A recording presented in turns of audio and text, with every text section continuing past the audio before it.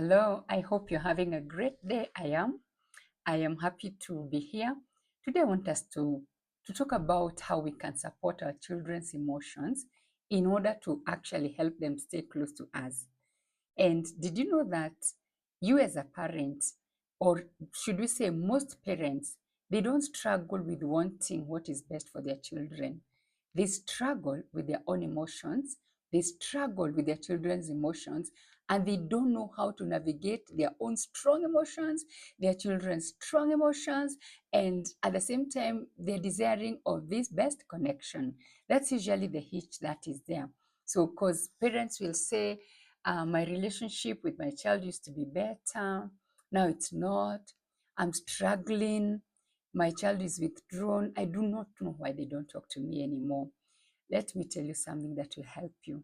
Today it's about raising your child as an emotionally healthy one, an emotionally intelligent child, and that really calls for you and I to try actually make effort and understand our very own emotions before we start thinking that we can manage our children's emotions while ours are all over. So we are not talking about perfect parenting. We're not talking about that parenting that has no error. We're not talking about flawless parenting. We're talking about parenting that has ability to try and understand what's happening within our internal emotions in order for us to help our children who are struggling with their own emotions and maintain that bond of connection. So far, research shows that that center part of your child's brain, especially talking about an adolescent, talking about a teenager, the center part of their brain, and that is the part that is responsible for their emotions. We are talking joy, we are talking sadness, we are talking, anger, we are talking about anything that is emotional. That part, when it is during the adolescent time, it is more activated at this time. So your child will respond more with emotions more than they will pause to have logic. So the part of your brain that has logic will come later. What do I mean? You could be talking to your child about some simple thing like you're setting a limit on phone usage, you're setting a limit of how much time they're spending in their room, and instead of your child probably thinking, why am I being told this? They're likely to think, but there's nothing else I'm doing. Why am I being controlled? So they will be emotional. And you, as a parent, if you don't understand that, and already, you remember you're human, you have your own emotions. If you don't know how to manage your emotions, you will actually be looking at your child's reaction through your own lenses. And guess what?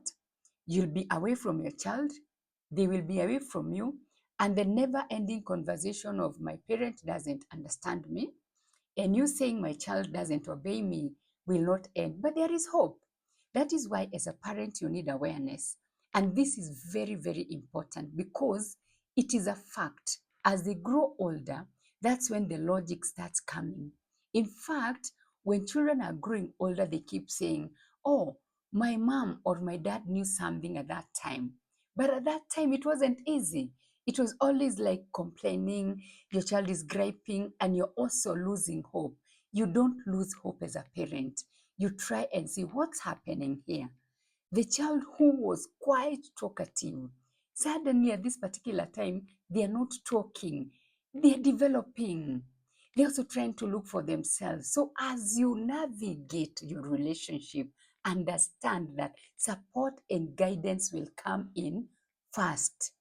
And maybe instead of thinking when your child is reacting so strongly and you say, they're disobeying me, they're defiant, always try to put at the back of your mind the fact that this child is also struggling to probably process their emotion.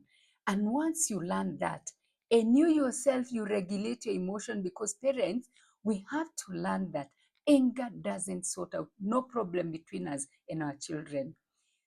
Lashing out does not solve anything, or not giving a breather to your child does not sort out anything. If anything, I want to tell you this, that during the adolescent time when you're parenting, your emotions will speak louder than your instructions. Yes, because you have this child, they are looking at your face, they're looking at your body language, they're looking at your actions. They're actually not listening, Sana, to what you're telling them. They're watching how your body is. So you better be regulated. You better have compartmentalization of your emotions. You better learn how to manage your own emotions before you try to navigate a teenager's emotions. And if you don't do that, the relationship that you want to foster, the relationship, the connection you so long to have, it will be an elusive dream.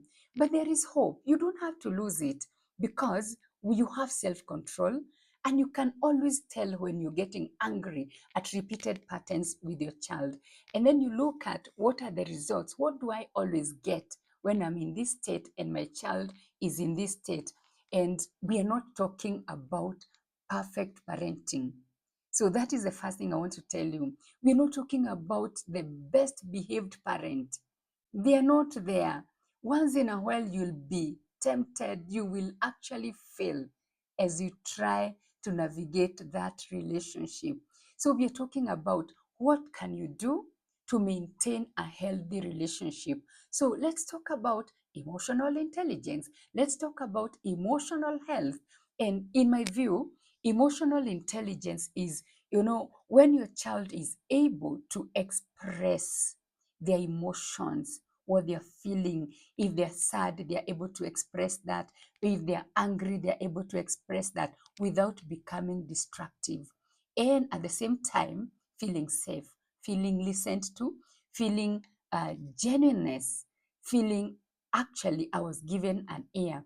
When your child is not feeling afraid, when your child is not afraid that when they talk about their failure, if they don't feel they will be judged, they will actually pole, slowly learn to come to you. Wouldn't you want your child to find you the most safe place for them to be?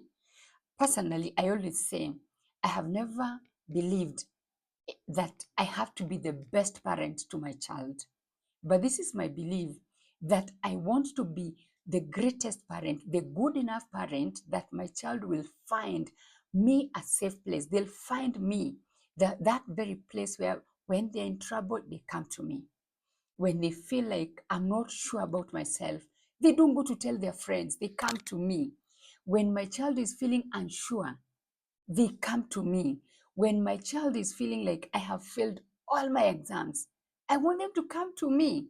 And because when I say I want to be the best parent for my child, at times I will lose my moral position of leading them and guiding them, because we will become like buddies. No way. Yes, we are buddies, but we are buddies enough for them to know there's a line here, there's a healthy boundary here. And when I cross this line, I am accountable. So make effort to be that place, to be that parent, to be in that space where your child can come to you and they are not so afraid. So I hope now you have understood that if you fail, if sometimes you sleep, you tip off once in a while, and you're struggling, and you're feeling so disappointed, you don't have to. You can start understanding at this particular time, your child needs your support. They need understanding. They probably need some pauses here and there to be asked, can you explain to me what was happening? Because I've noticed of late, small things are bringing a lot of emotions. When you do that, your child will actually know, oh, this matters. The fact that I am withdrawing to my mom or to my dad or to my guardian, it doesn't look like withdrawal. It looks like I am maybe disobeying them. It looks like I want to be alone and lonely. Well, that is not the case. So let's look at some things that we can do as parents. Let's look at what we need to understand. What are some of the things that are key in your development as a parent, and especially in your child's development? Number one, you need to understand the emotional health in them. I already mentioned that during this time, When you talk about emotional health, we are not talking about children who never get angry. I hope that's better. We're not talking about children who never get upset. Emotional health means a child can feel strong emotions without those emotions taking over completely. I'm sure you may have experienced, a situation where your child's emotions took over completely and you both lost it. That's not what we're talking about. We are talking about emotional health, whereby your child will feel anger, frustration, disappointment without becoming that, destructive child. They're not banging doors, they're not shutting down, because you do not want to live with a child who has shut down. You want to live with a child at least who can open up and say, this is what I am going through. And when we are talking about understanding your child's emotional health, we are talking about this environment where your child is feeling, I think if I tell my parent this, I won't be dead meat, I am safe. So instead of withdrawing and bottling up my emotions, my parent will understand me. And understanding does not mean that you're not actually pointing out what is happening to your child. Understanding means that you may not agree with what exactly is happening to your child, but it means they will speak honestly with you. Because most times, when your child does not feel safe with you, they will lie here and there. So you want a child to speak honestly because they trust that they won't be rejected for having bad emotions. So, and this kind of emotional health does not grow in isolation. So you must understand that. And it grows inside your home, wherever you are. If you're longing for that emotionally healthy child, it is not in isolation. So if you're correcting them, just know that um, it doesn't mean withdrawal. It doesn't mean that you shut down also. So that will create that sense that, oh, if my parent has withdrawn from me, I have done something very terrible. So just make them know that they can talk about it, and you need also to still regulate your emotion if they're coming to you. Another thing that you need to understand in order to support them and in order for you to continue enjoying your relationship is one reason emotions feel so intense at home. Because I'm sure you have ever had a parent or even yourself, you have said, my child is able to express themselves outside there. But when they come home, that's when they bring in everything. Their emotions, they are more, the overload is more in your house than outside there. That is explainable. For example, your child is in high school or maybe in upper primary school. They have had a rough day in school. They have homework. They have maybe had this desk mate or a schoolmate who is fond of bullying them, because that happens a lot in adolescence and in teenage parenting. They have been bullied. When they come home, surely that's where they drop their gunia of emotional overload. If they were sad in school and they were able to manage a little, they feel, I can drop everything at home. So when they come, it's very tempting for you to start thinking, how come they manage school? School, they have guardrails. At home, put your guardrails in a safe way so that your child can just come from wherever they're coming from. If they're coming from college, from school, just make it safe for them, because there, outside there, my dear parents, it's rough there. So when they come home, you teach them. You don't have to actually have that overload. Yes, express it. Try and explain a little bit of your day before I see you disappear. Then another thing that your child will have emotional overload at home. Stress. Stress plays a very big role. Pressure from friendships. Remember, your adolescent is exploring, maybe relationships and friendships, and they're not working. So if they're not working outside there, they're feeling rejected. So where do you want them to go and take their rejection? They'll come home. And the first thing they won't tell you, oh, I was rejected. They will try to internalize that and they are not able to process fully. So the only way is they keep quiet. So when you understand their emotions are strong at this time, you could check in with them, check in with your mental wellness. How are they feeling? How was it outside there? But do we actually bother to do that? So that's a question. Most times we don't. Just try and ask, how was it outside there? And if they don't tell you, time will come, they'll talk about it. The key word is you must be safe enough for them to come and talk to you. Another thing is, this is very often, what we see as behavior is actually communication from them. If they withdraw, they're communicating that all is not well with them. Give them a pause, try to reason that they might be fatigued. The third one is emotional safety as a foundation. That one is repeated again and again. For a relationship to stay strong, emotional safety has to be present. And let me not overemphasize that, but I could add and say it means that when you correct your child, when you discipline your child, it doesn't have to come with your own withdrawal, because sometimes we are tempted to correct and then we go away. When it is present, you're building trust with your child. I think you want more trust than fear. You want your child, when they're having a conflict with you, not to be afraid of you, but to trust you. And that can help you improve your connection. So, what is your role? They don't learn, like we said, during adolescence, your emotions speak louder than instructions. So they don't actually just listen to what you're saying. They look at how you're saying it. They look at your emotions.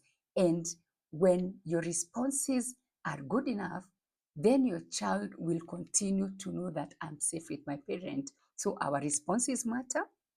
We must be calm, and then we must offer consistent guidance. So when we are offering guidance, we teach them how to handle their own emotions. And when conflict happens, and it will, yes, it will. If it hasn't happened, it will happen. And when it happens, don't run away from it. What do? Repair. Repairing a conflict is more powerful than just saying, I know the outcome. That's just thinking on behalf of your child, and it won't work. If, as a parent, you may have gone overboard, learn repair through apology. I don't know the last time you said, I am sorry for this to your child. That is not easy, but that is a communication that your child will understand to mean my parent wants to repair my relationship with them. And the place of emotional intelligence and discipline, I've been saying, all this does not mean you don't discipline. Boundaries must be kept. Your adolescent, your teenage must understand, if they're living under your roof, there are lines they don't cross. But how you communicate that matters very much to your child. Don't lecture through conflicts. Talk through it. Don't talk down to your child. Talk to your child, and that matters a lot.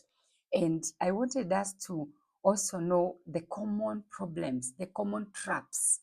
I'm just like summarizing the common traps that parents fall into when they're trying to build a healthy relationship, but at the same time, they don't support the intentional intelligence in their child. And they wish that their child will be emotionally healthy, but they don't know how to do this. Some of those things are reacting before understanding. Do you react before you understand? If you do, remember, they won't listen. They will watch at your reaction. So correcting a child before listening to what they are feeling can escalate the situation that is already bad. I mentioned don't lecture, that's a trap when the emotions are high. Manage your emotions, and then don't give those long conversations. They don't help, especially when your child is afraid. When they do something wrong, believe you me, they're not always what you think they're feeling. They're not always thinking, I want to punish my parent. Yes, there are those cases that could even need further support like therapy. Now, another thing, don't withdraw. Parents can withdraw like teenagers. You keep quiet, kneel by mouth, that will be your problem. They will just watch that and they withdraw further, and your relationship will keep on dwindling. The positive relationship, taking things personally. Surely, you can't carry your child's problems on your shoulders every day. And every time you see them, you tell them, you remember what you did last week? Unakumbuka, this is your habit. don't carry it personally. They will not be courageous enough and they will not be confident enough. Then micromanagement. Imagine, oh, when you take your plate to the kitchen, remove the bones, remove the this. When you tell them, trust that they will actually hear you. They will find delight in understanding you. Instead of, I keep telling you, your plate is, I understand their parents who will do that. And it will become very emotionally draining for you. So don't try it. Don't micromanage. Trust them to listen to you. Then don't ignore small emotional signals when your child is coming to you and maybe they are not saying much. Don't dismiss them. Try and check in with them. What are they feeling? And you can pause before you talk to them. You listen without immediate fixing. Oh, how tempting it is to fix that problem. Sometimes your child will talk to you simply because they just want to express an emotion. They are probably not looking for an answer right about then. You listen and tell them, I hear you, I get you. Then, of course, we have mentioned about boundaries. Set them. You can probably say, I understand you're upset, but you don't have to bang doors. You don't have to lock yourself up. You don't have to be on your phone throughout. You know, some of these things that they're going through, they are unable to process fully. So that is one. And then check your own triggers. Do you preach what you cannot live by? Do you set standards that you yourself are unable to? You keep on talking about anger, but you're angry. You have hidden anger. Encourage problem solving as opposed to just talks. Maybe you teach a skill like when you're feeling that way, express it. They will grow into confident children and they will learn safety, safety, safety, safety. They'll come to you again and again. Then, of course, model that calmness. When you listen, listen with calmness. And this will help you and you will have that long impact on their emotional intelligence. It will support healthy communication from them.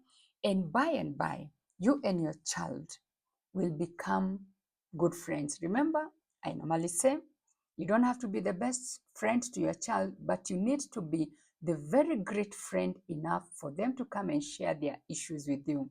Surely, it will be a great joy if you're the first place where your child is coming to. And lastly, this is very important. If your child does not have emotional intelligence, if your child struggles with emotional health, trust you me, they will not enjoy outside there. They will be messing every relationship they come into contact with. They will be angry with their peers, and their peers have no time for them because they are dealing with their own emotional roller coasters. And even when they start dating and courtship, they'll keep on struggling. Why? Because they lack emotional regulation. Why don't you trust God that your child can learn that from the way you model yourself? And I said, we're not looking for perfect parenting. They don't exist. No perfect parent is on earth. We are looking for parents who are resilient, they are willing, they're supportive, and we will build that bond. And that is what I felt I needed to discuss because as our children are growing, we want them close to us. But they also want us to be close to them when we are managing our emotions and when we are helping them. And may God see you through in your journey. And we're going to be great parents. Don't give up. Just keep on being close to them. Thank you so much. Keep on looking, keep on checking for this, keep on enjoying. If something in my talking makes sense, share it with somebody else. Share it with a parent who is struggling. For now, it's a bye-bye. Thank you.